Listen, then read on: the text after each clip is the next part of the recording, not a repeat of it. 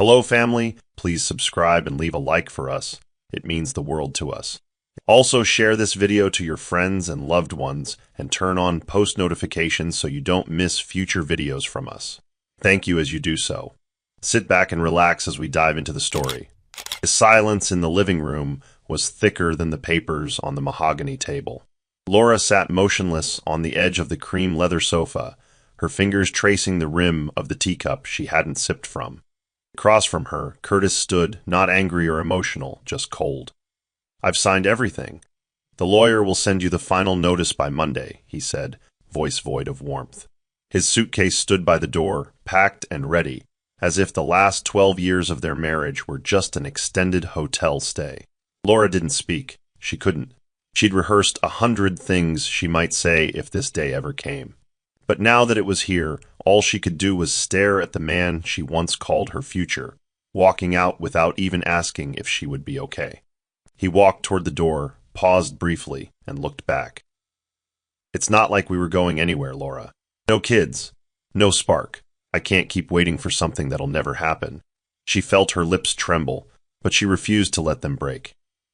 "I tried, Curtis," she whispered, her voice barely audible. "I wanted it too." But he had already opened the door. Outside, a red convertible waited, and in the passenger seat sat Carol, the girl from the office with the high heels, the bold lipstick, and no history with him. Laura stood and watched as he placed his suitcase in the trunk, gave Carol a brief kiss, and drove away without a single glance back. The sound of the engine faded, but the echo of abandonment filled every corner of the house. She walked to the table, looked at the divorce papers, and saw her signature beside his. A union reduced to ink and legal language. The life they built was gone, and the only thing he left behind was the frozen sperm sample he had once reluctantly agreed to store, at her insistence. She didn't know it then, but that remnant, dismissed, ignored, and legally hers, would one day change everything. The doctor's office smelled faintly of antiseptic and lavender air freshener, a strange combination that made Laura nauseous. She sat stiffly across from Dr. Evans, her hands clasped tightly in her lap. His words were clinical, rehearsed, but the weight of them shattered something inside her. "I'm afraid your chances of natural conception are still extremely low, Laura," he said, gently sliding a folder toward her. "Your AMH levels have declined even more since last year." She tried to nod, tried to hold her dignity in place, but her throat tightened painfully. "Isn't there anything left to try?" she asked, her voice brittle. The doctor sighed, then offered a small, sorrowful smile. "We've exhausted most of the viable options, unless you consider IVF with donor sperm or an existing sample." Later that evening, Laura sat curled up on the sofa, wrapped in a throw blanket that didn't warm her. Margaret arrived with 2 cups of coffee and a bag of pastries, sensing the storm behind Laura's eyes before any words were spoken.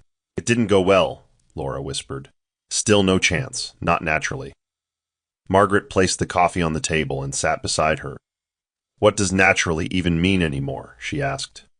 "You have options, but you have to want it, Laura. Not for revenge, not for Curtis, for you." Laura didn't answer immediately. She stared at the steam rising from the cup, imagining the future she had once dreamed of, little feet running down the hallway, sleepy hugs in the morning. That dream hadn't left her. It had just retreated. "I still want to be a mother," she finally said. Margaret nodded. "Then be one. Just don't wait for anyone to make you believe you're worthy of it." And with that, a small flame of resolve began to flicker deep in Laura's chest. 2 weeks passed before Laura found the courage to make the appointment. The fertility clinic sat quietly between a flower shop and a dry cleaner, its exterior unassuming, yet it held a chapter of her past she wasn't sure she was ready to reopen. She stepped inside and gave her name to the receptionist, who tapped at her keyboard before looking up with a professional smile. "We still have a cryopreserved sample on record from your ex-husband, Mr. Curtis Bennett. Shall I retrieve the file?" Laura hesitated, her heart drumming. "Yes, please." In the private consultation room, a nurse explained the process again. "It's still viable, and it's legally yours. He signed full release of rights before the divorce." The words sounded surreal, like someone narrating a movie about someone else's life. But this was her story now, and the only voice that mattered was the one in her chest saying, "Do it." Later that night, Laura stood in her bathroom, brushing her hair in the mirror, her eyes fixed on the reflection that barely resembled the woman who'd once believed her life ended when Curtis walked away. She opened the bottom drawer of her vanity and pulled out a slim folder the clinic had given her detailing timelines and procedures. She placed it beside the framed photo of her wedding, still gathering dust behind lotion bottles and perfume. She picked up the photo and stared at the two smiling strangers frozen in time. "You never wanted this," she whispered. "But I did." Without another thought, she slid the picture into a drawer and shut it firmly. It was time to close that chapter, not with tears or screams, but with a decision. Tomorrow, she would begin the IVF process. And this time, she wouldn't ask for permission. She wouldn't need anyone's blessing. What she wanted, what she deserved, was no longer up for debate. Curtis leaned back against the velvet headboard of his hotel suite, swirling whiskey in a short glass as Carol strutted out of the bathroom in a silk robe. She had a way of demanding attention even in silence, her presence loud and calculated. "You're quiet tonight," she said, plopping beside him and taking a sip from his glass. "Thinking about your little ex-wife again?" Curtis chuckled dismissively, but didn't answer. Carol smirked. "She's probably still crying in that big old house. I'd be surprised if she hasn't taken in a stray cat for company." He gave a short laugh, but it lacked conviction. "She's not your concern, Carol," he muttered. "She was never the problem. We just drifted." Carol rolled her eyes. "Don't get sentimental now. You left a barren woman. You did her a favor." As Carol touched up her lipstick in the mirror, Curtis watched her reflection. She was beautiful, objectively so, but she carried an edge, a sharpness Laura never had. "You really think she's not still hoping you'll come back?" Carol asked, adjusting her robe for effect. "You were the best thing that ever happened to her." Curtis shifted uncomfortably. He hated that part of him, wondered if that was true. Carol tossed her hair and walked out of the room. "I told you, baby. Give me a few months, and I'll give you a child. One that actually belongs to you." Alone again, Curtis stood and walked toward the mirror. For a second, he saw something unfamiliar in his own eyes, uncertainty, maybe even guilt. But he shrugged it off and poured another drink. In his mind, Laura was still the same woman she'd always been, quiet, dependent, and empty-handed. And he was still the man who got away, or so he thought. The clinic's consent form felt heavier than any document Laura had ever signed, not because of the words printed on it, but because of what it meant for her life going forward. The moment was intimate, yet incredibly lonely. No one sat beside her. No one waited in the lobby to hold her hand. But the silence didn't hurt the way it used to. Dr. Evans reviewed the procedure schedule, but Laura barely heard him. Her thoughts were elsewhere, on the hope she once buried and the seed she was now choosing to plant without apology. When the pen touched paper, her fingers trembled slightly. "Take your time," the nurse said gently, misreading her hesitation for fear. But Laura wasn't afraid. She was grieving the version of herself that always waited for love to show up and fix her. With a breath, she signed. "We'll begin the hormone prep immediately," the nurse said, sealing the folder. Laura nodded. It was done. Later, she called Rodney, her longtime friend and lawyer, the only person she trusted with the full truth. They met at a quiet rooftop bar, the wind gently combing through her hair as city lights blinked behind them. "You actually went through with it?" he asked, surprised but not judgmental. "I did," Laura replied, sipping her lemonade. "I'm going to be a mother, Rodney. I don't know how or when, but I'm claiming that now." He looked at her for a moment, pride softening his features. "Does Curtis know?" She shook her head, and he never will. Not unless the day calls for it. Rodney leaned forward, lowering his voice. "You're doing this for you, right? Not for closure?" Laura met his gaze without blinking. "I'm doing this because something in me still believes I was meant to love deeper than I've been allowed to." Rodney didn't argue. Instead, he raised his glass. "To the kind of motherhood that doesn't need permission." They clinked drinks, and for the first time in a long time, Laura felt the glow of something that wasn't pain. It was quiet resolve. The day of the embryo transfer arrived wrapped in rain clouds and soft thunder. Laura sat in a pale blue gown on the edge of the hospital bed, her hands resting protectively on her stomach, though there was nothing there yet. A nurse gently entered, offering a reassuring smile. "Are you ready, Ms. Bennett?" Laura nodded, her voice caught in her throat. The medical team moved with quiet precision. The stirrups, the lights, the long, slender catheter. It was a procedure that took less than 20 minutes, but it felt like stepping off a cliff with no promise of what lay below. She stared at the ceiling, blinking away the blur in her vision, whispering a silent prayer to a future she still couldn't see. "Grow," she murmured under her breath. "Hold on to me. I'm ready now." When it was over, she lay still, her hands never leaving her belly. She didn't cry, but she didn't smile either. Hope wasn't loud. It was buried, waiting. In the recovery lounge, Laura reclined beneath a soft blanket, sipping warm herbal tea. The doctor came in quietly, sitting beside her. "The embryo looked strong," he said gently. "We'll know in a few days if it takes." Laura nodded, too exhausted to ask more questions. Outside, raindrops dotted the clinic windows like a gentle lullaby. As she left with a folder of instructions and hormone prescriptions, she didn't feel victorious, just suspended. Back at home, she passed the nursery room she once began decorating during their second year of marriage, before the tests and the tears. It had become a storage space, but now something pulled her toward it. She opened the door and stepped inside. Dust clung to the corners, but the faint outline of stars on the wall remained. She sat on the floor, her hand brushing against an old stuffed rabbit tucked behind a storage box. It still smelled like lavender and dreams. "If you find me," she whispered into the quiet, "I'll be ready this time." The wind outside howled, but inside her, a new quiet began to form, a shelter made not of certainty, but surrender. The rooftop ballroom glittered with chandeliers and clinking champagne glasses as Curtis soaked in the praise of colleagues and strangers alike. "To the man who never missed a target," one of his partners toasted, raising a glass.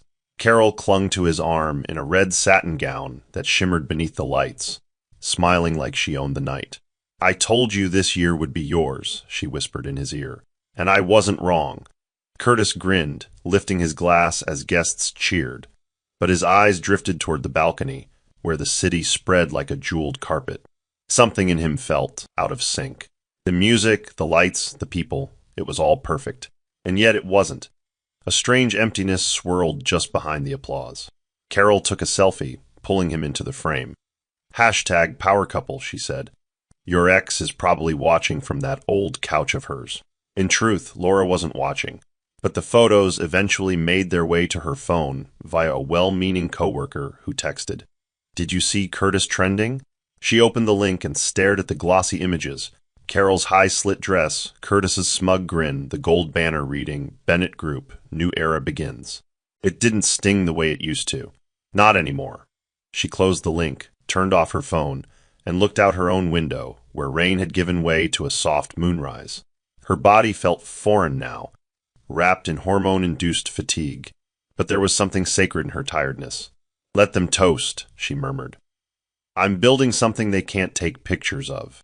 She stood, walked to her kitchen, and made tea by herself. There was no applause, no flash, just the sound of water boiling and her heart holding steady beneath it all. Margaret paced Laura's living room, her arms folded as she eyed the untouched breakfast on the table. "You haven't called me back in days, Laura. And you canceled dinner twice," she said, trying to sound casual but failing. Laura emerged from the hallway in an oversized cardigan and socks, her skin pale and her eyes shadowed. "I've just been tired," she replied softly. "Not sick, just tired in a way rest can't fix." Margaret narrowed her eyes, studying her friend's quiet demeanor. "You're hiding something. I know you." Laura gave a small smile, weak but kind. "I'm not ready to explain yet, but I promise I'm not in any danger. I'm doing something important for myself." Margaret sat down slowly, unsure whether to press further. "You've always carried too much alone. Just promise you'll let me be there when the silence gets too loud." Later that evening, Margaret found herself staring at a photo on Laura's bookshelf, one from years ago, where they stood beside each other, arms slung around shoulders, both wearing sun hats on a beach. "You used to laugh more," she said, almost to herself. Laura turned from the window, her voice calm. "Laughter felt expensive for a while, like I had to earn it back." Margaret reached for her hand. "Whatever you're going through, I'm here. And I won't ask again. Just don't disappear." Laura nodded, and something in her softened. It wasn't time yet to tell her everything, but maybe soon. The truth was growing, quiet and unseen, but it would need light eventually. For now, she treasured the peace of being believed, even without all the pieces revealed. Laura sat alone on the edge of her bed, the mid-morning sun trickling in through half-drawn curtains. One hand rested on her stomach, the other clutching the edge of the blanket. The sensation was faint, like a whisper beneath her skin, but it stopped her breath. Then there it was again, a flutter, delicate, rhythmic, alive. Her lips parted as tears blurred her vision. The world stilled. The silence in the room gave way to something larger, movement, life, presence. She gasped softly and whispered to the air, "You're really there." The emotional weight of it crashed over her all at once. For years, she had walked through months filled with waiting rooms, needles, empty calendars. But now, something inside her had chosen to stay. She pressed both hands gently to her belly, sobbing quietly. It wasn't sadness, it was reverence. This wasn't a ghost or a hopeful dream. This was real. She reached for her phone and shakily dialed Rodney. "I felt them," she said as soon as he picked up. "Them?" he asked, confused. "Yes, there's more than one. I knew at the scan. But now I can feel it. I felt them move." Rodney went silent, then said warmly, "You sound different." Lighter, Laura exhaled slowly. "It's the first time I felt like a mother, not just someone hoping to be." She looked around her room, no baby things yet, no signs of preparation. But the change had already happened. It wasn't about furniture or diapers. It was about the sacred reality now forming beneath her heart. She wasn't just going to be a mother. She already was. Curtis scrolled through his phone in bed beside Carol, who was still asleep with her arm flung across him. Her lipstick-stained wine glass from the night before sat half full on the side table. He wasn't searching for anything in particular when he noticed Laura's name pop up in a tagged comment on a mutual friends page. Curious, he clicked it. It was a blurry group photo from a community art event downtown. Laura stood slightly off-center, her hand resting subtly on her stomach. Her smile was calm, reserved, but what unsettled Curtis wasn't her presence, it was her glow. She looked grounded, and she wasn't alone. A man, Rodney, stood beside her, protective and quietly close. Curtis stared at the image, eyes narrowing. He wasn't used to seeing Laura like that, present, not surviving. Later that day, Carol stormed into the kitchen in a silk robe, her voice sharp. "Why did I hear from Ashley that you were looking up your ex-wife's photos?" Curtis set his coffee down. It was one post. She showed up on a feed. I clicked it. That's all. Carol didn't believe him. "You've been weird ever since your party. Don't pretend I haven't noticed. You keep zoning out." Curtis walked past her, brushing her off. "You're imagining things." But he knew something had shifted. Seeing Laura like that, unbothered, radiant, left an odd taste in his mouth. He had come to believe she'd vanish into sadness, that her story ended where he left her. But that photo whispered otherwise. And he didn't like what it suggested, that maybe she had found something, or someone, that made his absence irrelevant. The hospital room was dimly lit, quiet but brimming with tension as Laura gripped the side rail of her bed. Sweat clung to her forehead, and her breath came in short, shallow gasps. The nurse gently wiped her brow, whispering, "Almost there, Laura. You're doing beautifully." With every contraction, Laura thought her body might break open entirely, but something stronger than the pain kept her grounded. She wasn't afraid. She wasn't broken. She was delivering a purpose that had once lived only in her prayers. A sharp cry pierced the air, then another, and another.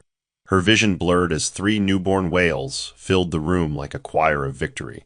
"Triplets," the nurse confirmed breathlessly. 3 healthy boys. Laura collapsed against the pillows, tears streaming down her cheeks, as the world inside her finally took its first breath outside. Wrapped in tiny blankets, the babies were brought to her one by one. Each had a distinct softness to his features. But what caught Laura's breath was their eyes, dark, steady, already echoing a resemblance she couldn't ignore. She reached for the nearest one, whispering, "You held on, all of you."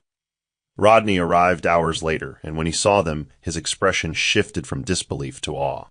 You did this alone, he murmured. Laura shook her head. Not alone. Quietly.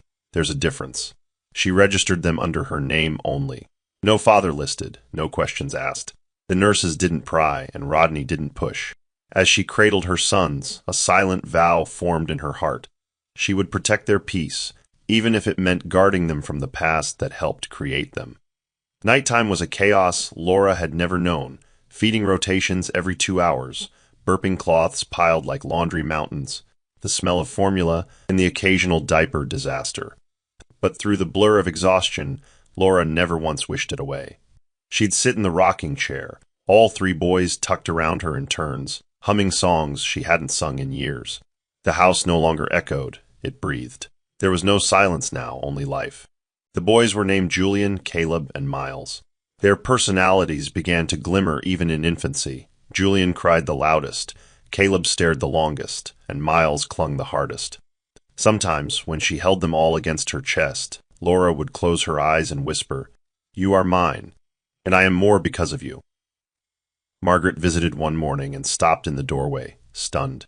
The living room was scattered with bottles, rattles, and burp cloths, but at the center was Laura, half asleep with 2 babies in her lap and the third in a wrap on her chest. "You look like a battlefield and a blessing," Margaret whispered. Laura blinked awake and laughed weakly. "I feel like both." Margaret helped tidy up and then sat beside her, watching the boys in wonder. "They have your lips," she said softly. Laura glanced at them, a gentle smile forming. "And his eyes," Margaret raised a brow. "His?" Laura shook her head. "Let's not talk about that part today." She didn't want to name Curtis yet. These months were for bonding, not bitterness. But the truth of who they resembled hung in the air like a portrait no one dared to touch. It was a quiet Saturday when Margaret returned unannounced, carrying a tray of soup and freshly baked bread. Laura opened the door, her hair tied up in a messy bun, wearing a milk-stained shirt and looking utterly exhausted. "I figured you wouldn't have cooked," Margaret said, stepping inside. Laura smiled gratefully. "You're right, I barely remember eating." As Margaret walked into the nursery to set the food down, her breath caught. The triplets were asleep in separate bassinets, the morning light pouring over them like a spotlight. She stepped closer and froze. "Laura," she whispered. They look like," Laura turned slowly, her eyes locking with Margaret's. "Yes," she said calmly, "they're Curtis." Margaret dropped into the nursery chair, stunned. "You told me nothing about this." Laura walked over, kneeling beside her. "I couldn't. Not until I knew they were safe. I used the sample we stored years ago. I signed all the rights over to myself after the divorce. It's all legal, Margaret." Margaret shook her head in disbelief. "Does he know?" "No," Laura replied, firm. "And I don't want him to, not unless life forces it." Margaret glanced again at the boys, the truth soaking in like spilled wine on white linen. "They're going to grow up looking like him," she said quietly. "Won't that hurt?" Laura took a long breath. "It might. But I'll never let their resemblance become a punishment. They're not him. They're better. They're mine." And as the 3 infants slept peacefully, their tiny chests rising and falling in sync, Margaret knew Laura wasn't running from the past anymore. She was raising its transformation. Rodney stood by Laura's kitchen island, watching as she mixed formula with one hand and rocked a sleepy Julian with the other. The boys had just turned 3 months old, and their growth was rapid, just like the quiet attention Laura had begun to draw from neighbors and clients again. Rodney cleared his throat. "I've been thinking. You need to be protected, not just legally, but personally, in case Curtis ever resurfaces." Laura frowned. "I told you I'm not reaching out to him." Rodney nodded. "I know, but you still used his genetic material. What if one day someone makes the connection? Or he comes sniffing around? I just want you to be covered." He pulled out a leather folder from his briefcase and opened it on the table. Inside were notarized documents, IVF timelines, Curtis's original consent, and birth registrations with Laura as the sole parent. It was a shield in paper form.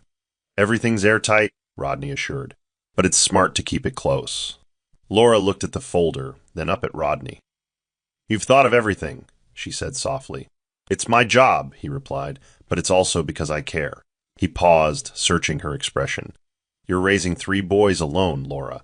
But more than that, you're raising them under the shadow of a man who doesn't even know he left a legacy behind.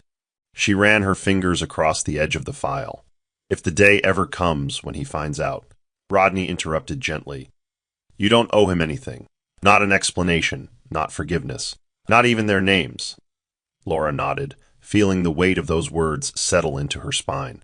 As the boys cried out from the nursery, she stood. Let's just hope that day never comes. But as she walked away, file in hand, a quiet voice inside whispered that the past always circles back, especially when you've buried it too well. Carol sat in the back seat of Curtis's luxury SUV, her arms crossed as she stared out the tinted window. They had just left a baby shower for one of Curtis' colleagues, and she hadn't smiled once. You didn't even touch the cake, Curtis said, half joking. Or speak to anyone, for that matter. Carol turned to him sharply. Why would I? Everyone there was either pregnant, holding a baby, or talking about baby names. You think I enjoy watching people celebrate what I've been trying to give you for over a year? Curtis sighed. It's not a competition, Carol. She laughed bitterly. Maybe not to you, but to me, it's a race. And right now, I'm losing. Her words hung in the air like smoke. They'd been trying to conceive for nearly a year, with no results and rising tension. But lately, Curtis had grown distant, and Carol could feel it every time she reached for him and got nothing back. Back at their condo, Carol opened her fertility tracker app and scrolled in frustration. The doctor said I'm fine, so it's not me, she muttered. Curtis sat across the room, barely listening. Maybe we're both just stressed, he replied without looking up from his phone. It's not always about blame. But Carol wasn't hearing it. You know what I think, she snapped. I think your past is cursing your present. Maybe you left something undone with Laura, and now the universe is paying us both back. Curtis finally looked up, startled. Don't bring her into this. Carol crossed her arms. Then stop acting like she doesn't still live in your head. He didn't respond, but his silence confirmed more than words could. Carol stood, heart pounding. I've given you everything. And yet it feels like I'm still competing with someone who doesn't even want you anymore. The room fell quiet. Whatever held them together was beginning to fray, and the ghosts of decisions past were no longer staying silent. Laura's garage-turned-workshop smelled like fresh pine and fabric glue. With the boys napping inside and the baby monitor clipped to her waistband, she traced fabric over a design board, pins clamped between her teeth. She hadn't planned on returning to work so soon, but when a former client messaged her out of the blue asking for help redesigning a home office, something in her woke up. She took the job, then another. Word spread quickly. Within 2 months, she was juggling 6 clients. Her living room had become a gallery of mood boards and fabric swatches. At night, after she bathed the boys, she'd spend hours sketching in silence, the hum of the monitor blending into her process. Each new project brought income, but more than that, it brought dignity. She was rebuilding more than a business. She was rebuilding herself. Margaret popped in one afternoon and was shocked to find Laura sanding a miniature coffee table while Caleb sat in a carrier on her chest. I leave you for a week and come back to find you running a design empire in pajamas? She teased. Laura laughed. It keeps me sane. And it reminds me who I was before I became just someone's wife. Margaret looked around at the swatches and hand-drawn layouts pinned to the walls. This is more than rediscovery, Laura. It's reinvention. Laura smiled as she wiped her dusty hands on her apron. I used to think I had to choose between motherhood and ambition. Turns out, I can still build while nurturing what I birthed. Margaret walked over to the desk and picked up a mock design labeled Executive Lounge Jet Edition. She raised a brow. What's this? Laura grinned. A proposal for a high-end aviation firm. If I land it, we won't be meeting in this garage again. And as the boys began to stir from their nap, Laura stood taller, messy, tired, but undeniably rising. Curtis sat in the boardroom, surrounded by murmurs and shifting glances as his assistant whispered something urgent into his ear. His presentation, the one he had been preparing for weeks, had just been undercut by an unexpected investor withdrawal. The numbers no longer held. The projections fell apart. As he fumbled through the final slides, trying to hold the room's attention, he could feel it. the subtle shift in energy, the beginning of doubt. After the meeting, he stayed behind alone, staring at the empty chairs. The calls he used to receive from partners had grown fewer, and now, for the first time in years, someone suggested bringing in a creative consultant to refresh leadership. It wasn't a suggestion. It was a warning. Curtis clenched his fists under the table. "I built this damn company," he muttered. But the room didn't answer back. At home that night, he didn't speak much. Carol filled the silence, rambling about a new pilot studio and their dwindling date nights. When she mentioned they should consider rebranding their image as a couple, Curtis snapped. "We're not a product, Carol. You don't get to pitch us like we're a startup." She stared at him, caught off guard. "You're angry because you're losing control," she said, arms folded. "And instead of fixing it, you're taking it out on me." He walked away, unable to deny it. Something was cracking beneath his polished exterior. The praise that once followed him effortlessly had become performative. In the quiet of the night, Curtis scrolled through his old accolades online, but all he felt was emptiness. He didn't realize then, but the life he had walked into with confidence was slowly being eclipsed by the life he'd abandoned without thought. Laura adjusted the strap of her dress blazer as she stepped into the marble-floored lobby of Maxwell Aeronautics, the private aviation design firm known for its selective clientele.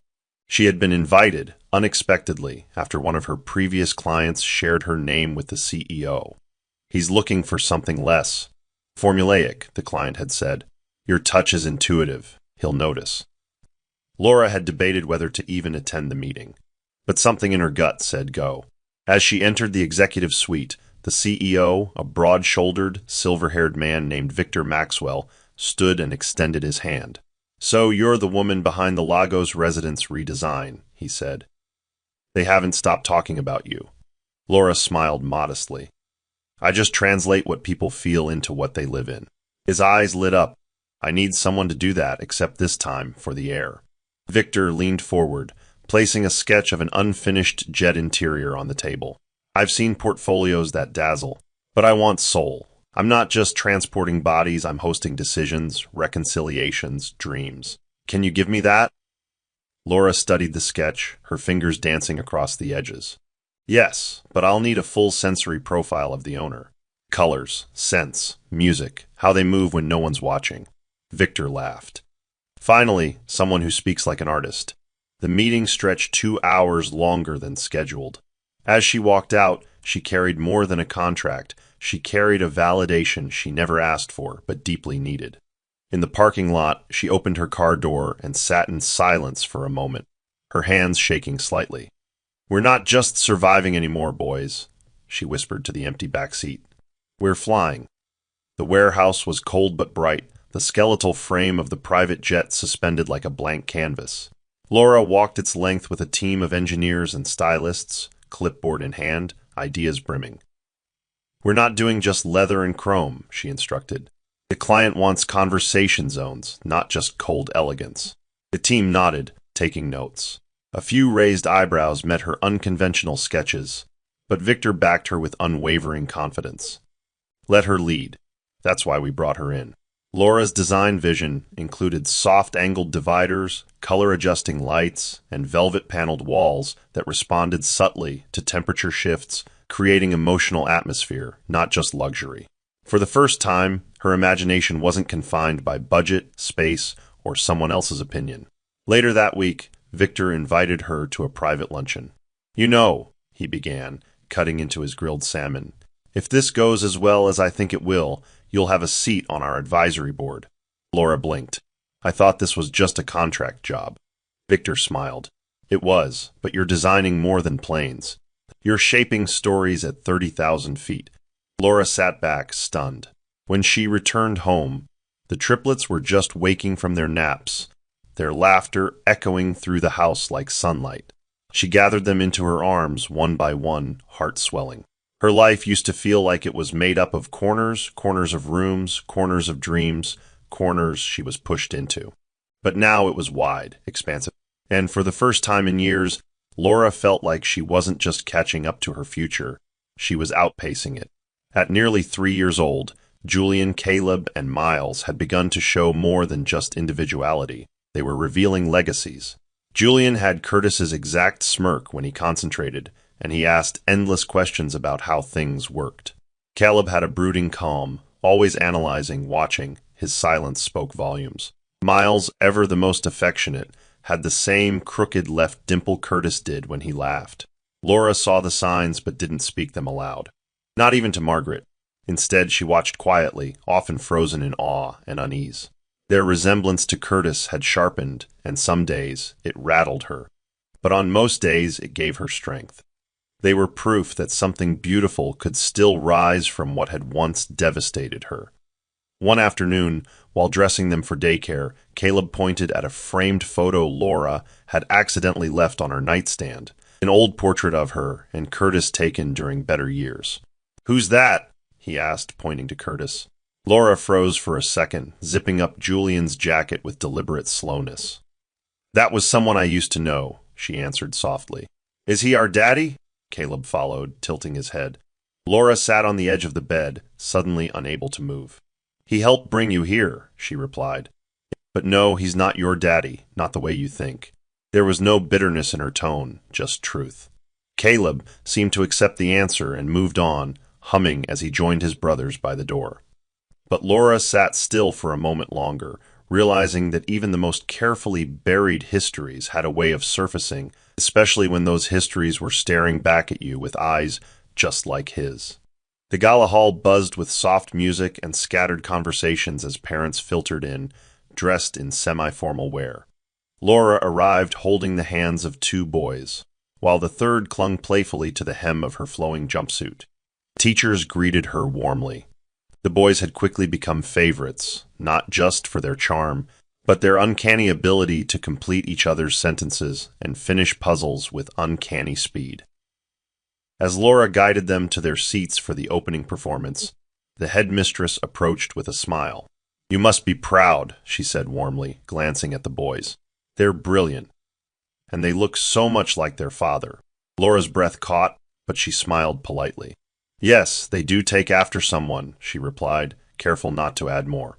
Later that evening, as the boys danced among their classmates, Laura stood by the refreshment table, sipping from a paper cup. A woman in pearls leaned over and whispered, "You must get stopped everywhere with those three. They're the spitting image of someone I know. That strong Bennett jawline, unmistakable." Laura stiffened. "They get that a lot," she said, voice steady. The woman nodded absently and moved on. Laura watched her sons with renewed focus. The more they grew, the more visible the truth became, not just in their faces, but in their posture, their laughter, their energy. That night, once home, Laura placed all three in bed and stood in their shared room for a long time, staring at their sleeping forms. She traced a finger along Caleb's cheek. "You are no one's shadow," she whispered. "You're my morning, and I'll always rise for you." Curtis tossed his tablet onto the couch as he loosened his tie and poured himself a drink. He scrolled through the business column of a lifestyle magazine when a familiar name snagged his attention. Laura Bennett, from housewife to high-flying visionary. His brows furrowed as he clicked the headline. A glossy photo loaded. Laura standing beneath the nose of a custom-designed jet, clipboard in hand, with three identical boys gathered around her legs. The caption read, "Her sons, her drive, her rebirth." Curtis sat down slowly, the article's content blurring in and out of focus as he read phrases like interior genius, emerging design mogul, and redefines elegance at altitude. But it was the boys who haunted him. All three had his nose, his brow line, and most unsettlingly, his smile. He read the article twice more, zooming in on the image. Carol entered the living room, heels clicking, phone in hand. "You ready for the dinner meeting?" she asked. Curtis didn't answer. She stepped closer and saw the photo on the tablet. "Why are you looking at her?" she snapped. "Is this what you've been distracted about lately?" Curtis didn't reply immediately. He simply stared at the screen, whispering to himself, "Those kids. They can't be." Carol's eyes widened. "You think they're yours?" He looked up, finally speaking with quiet alarm. "I don't think. I know." Carol grabbed the tablet, read through the article, and then flung it onto the couch. "She wouldn't do that without telling you." She's not that bold. Curtis stood, his heart pounding. You don't know her like I do. When she loves, she gives. But when she's hurt, she builds without looking back. And for the first time since he left her, Curtis felt truly shaken, not by regret, but by the revelation that maybe he hadn't left her behind at all. Maybe he'd only freed her. Carol stormed into their living room like a thundercloud, her stiletto heels discarded by the door as she paced barefoot across the tile. You've been quiet all week, Curtis. Barely sleeping. And now you're watching her on TV interviews like she's a movie star. Curtis didn't respond. His eyes were glued to the television where Laura's design segment was being re-aired, the camera panning to the triplets beside her. I saw you zoom in on those kids, Carol spat, her voice sharp. You think she used your sperm, don't you? Curtis finally looked at her. She didn't have to tell me. I can see it. Every line in their faces, it's me. Carol's lip curled. So what? You're going to show up there, knock on her door, and say what? Hey, I walked out on you, but now I want to play daddy to 3 children I never knew existed? Her voice cracked on the last word, and beneath her anger was panic, the fragile kind bred from fear of losing a man who was never truly hers. Curtis stood, rubbing his temples. I need to know. I deserve to know. Carol stepped in front of him, blocking his path. Deserve? She laughed bitterly. You left her. You said she was barren. You called her a dead end. Her voice dropped. You don't deserve anything except to live with the choice you made. For a long moment, Curtis just stared at her, the fury in his eyes dimming into something dangerously quiet. Maybe you're right, he said, but I also know what it feels like to be erased. And that I can't sit with. Carol's composure cracked further as she whispered, You're choosing her, after everything. Curtis didn't answer. He didn't need to. His silence was louder than any confession. As he walked past her and closed the door gently behind him, Carol sank to the floor, shaking. She hadn't just lost the fight. She had never stood a chance against the kind of love that grows in silence and reemerges with a face that mirrored the past. The day was golden and dry when Curtis stepped out of the black SUV at the private hangar Laura had designed. His suit was tailored, his shoes polished, but nothing in his appearance could hide the anxiety lodged in his chest.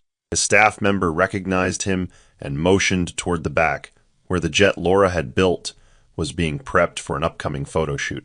Curtis walked slowly, his breath catching when he spotted her. She stood near the aircraft, clipboard in hand, giving calm instructions to a small crew. Her jumpsuit was utility-styled but elegant, her hair wrapped in a clean bun. She was everything he didn't expect her to be, poised, commanding, unbothered. He approached with a smirk he didn't quite believe in.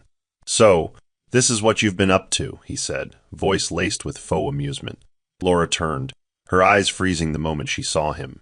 Curtis, just one word, level and distant. You look different, he added, scanning her.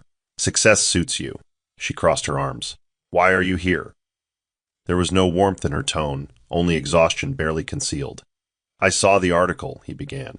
I saw them, the boys. Laura stiffened but didn't look away. You shouldn't have come. Curtis stepped closer. Laura, those children are mine, she said, cutting him off. Legally, biologically, emotionally. You were never a part of this. He swallowed hard. You used the sample? She didn't blink. I did. You signed the rights away. You said you were done. Curtis ran a hand over his face. I didn't know it would feel like this. Seeing them. Laura tilted her head, calm but firm. Now you do. And that's all you're entitled to, knowing. Nothing else. The words were steel. And Curtis realized the woman before him was not the one he left. She was something stronger, something untouchable. The sun glinted off the polished wing of the jet as Laura gathered her things after the shoot.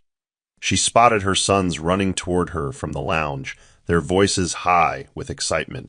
Mommy, can we go in the plane again? Julian shouted, his face lit up. Laura opened her arms and embraced them all at once, kissing their foreheads. Then, out of the corner of her eye, she noticed Curtis still standing by the hangar wall, frozen as he watched. The boys turned toward him curiously. Who's that? Miles asked. Laura stood up straight.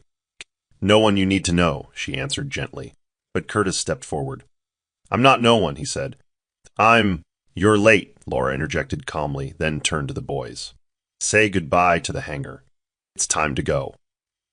The triplets waved at the plane, unaware of the tension in the air. Curtis tried again. Don't they deserve the truth? Laura looked at him, her face unreadable. They have the only truth that matters. That they are loved. That they were wanted. Curtis's voice broke. Do they know about me? Laura hesitated, then crouched beside the boys. Come on, my darlings, she said. Time to board. As they walked past him hand in hand, Caleb looked back briefly and stared at Curtis. Curtis smiled gently. Caleb didn't smile back. He simply turned forward and held tighter to Laura's hand.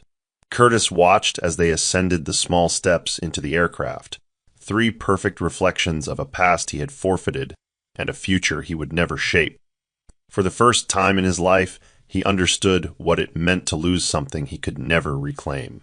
Curtis stood beneath the aircraft's stairwell, stunned as the jet doors closed behind Laura and the boys. The hum of the engines hadn't even begun, yet the moment felt loud, final. He remained frozen, his hands clenched at his sides, until a firm voice behind him broke the silence. Mr. Bennett? Curtis turned sharply to see Rodney Blake approaching in a dark suit, a briefcase in hand. You've stirred up enough with your surprise visit. But since you clearly won't leave this alone, I was instructed to give you this. Rodney handed him a sealed manila envelope. What's this? Curtis asked. Answers, Rodney replied. The kind you think you're entitled to. But be very clear. What's in there doesn't change anything for her. Curtis took it slowly, the weight of the envelope somehow heavier than paper. He ripped the seal open as Rodney stepped back, watching like a lawyer who'd seen this moment coming for years. Inside were legal forms, dated records from the fertility clinic, a scanned copy of Curtis's signed release, and birth certificates for each of the boys, everyone listing mother, Laura Bennett. Father, not declared. Curtis's throat dried. Among the documents was a typed IVF timeline detailing the procedure's exact date, 48 hours after divorce finalization. His own signature stared back at him, authorizing full genetic rights to Laura. She planned this, he whispered, more to himself than anyone. Rodney's face remained unreadable. She chose this. After you walked away, she still found purpose. That shouldn't make you angry. It should make you reflective. Curtis looked up, eyes flickering with something that wasn't quite regret, but not far from it either. And what about me? He asked. What do I do now? Rodney adjusted his cufflinks. You walk away, same as before. Only this time, you leave without assuming the story ends with you. Curtis drove home in silence, the documents resting beside him like an indictment. Every red light felt longer, every turn heavier. Once inside his condo, he tossed the folder on the table and collapsed onto the couch, rubbing his temples. Carol emerged from the bedroom, wearing a robe and suspicion. Did you find what you were looking for? She asked coolly. More than I expected, he muttered. She picked up the envelope and flipped through it. Her expression hardened. So it's true. Curtis nodded slowly. All of it. Every detail.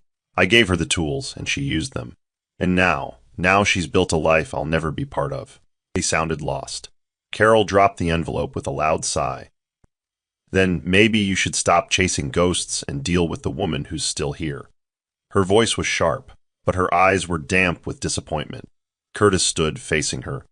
You're not here, he said bluntly. You've been beside me, yes, but never with me. You've always been in competition with a version of Laura that no longer exists. Carol blinked. You really think this is about her? He sighed. It's not. It's about me.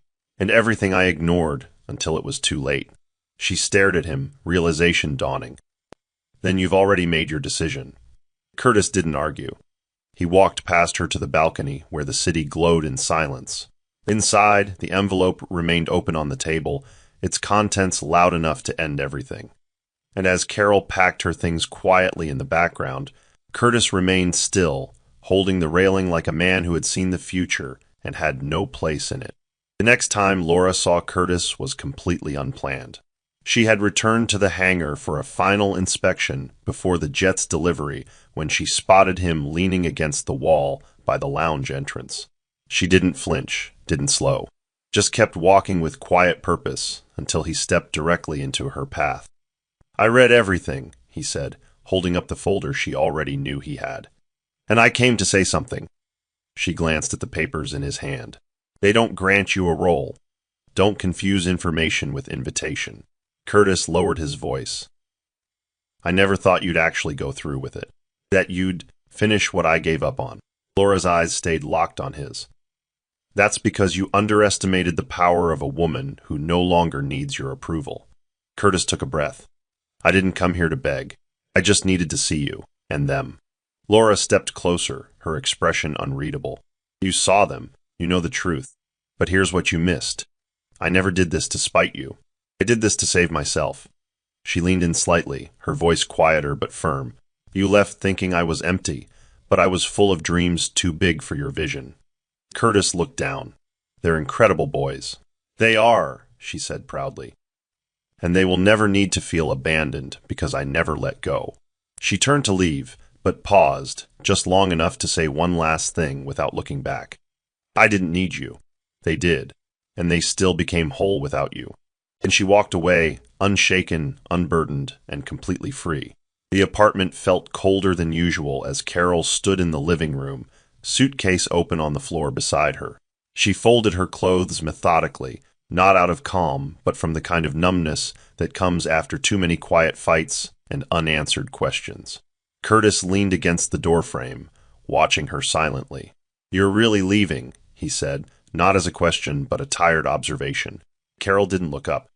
You left long before I did, Curtis. You just stayed in the house. He swallowed hard, his throat tight with a guilt he couldn't rationalize away. You deserved more from me. I just didn't know how to give it. She paused, glancing at him with red-rimmed eyes. No, you didn't want to give it, because part of you always stayed with her, even after she stopped waiting for you. She zipped her bag and stood, facing him one last time. Let me tell you what really hurts, she said, voice trembling. It's not that she has your children. It's not that she built something without you. It's that she never chased you. She didn't post pictures, didn't send letters, didn't scream for you to see her worth. And still, she won. Curtis didn't try to defend himself. He simply nodded, defeated.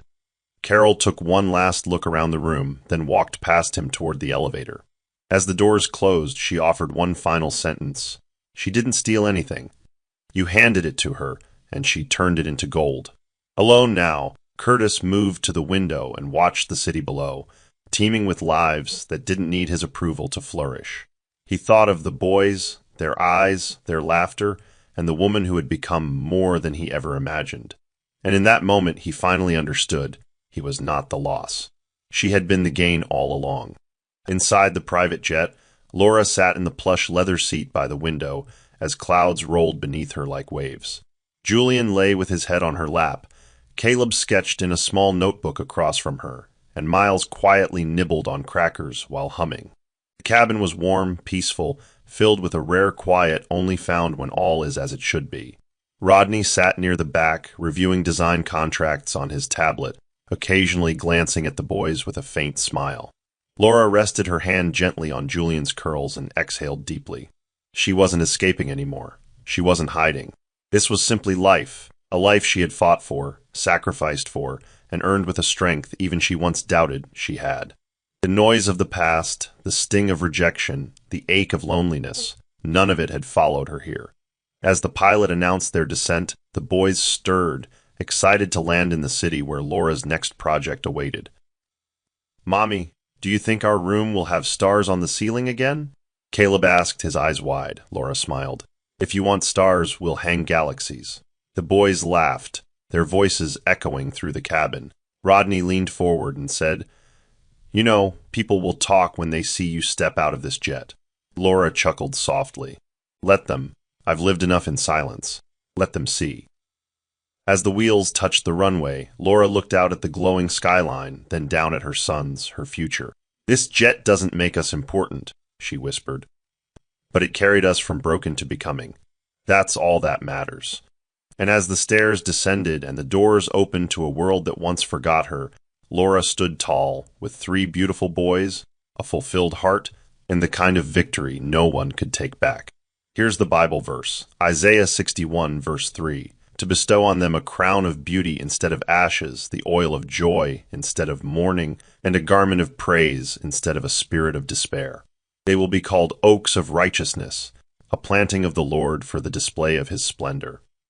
Why this verse? This scripture captures Laura's transformation, from abandonment and grief to wholeness and purpose.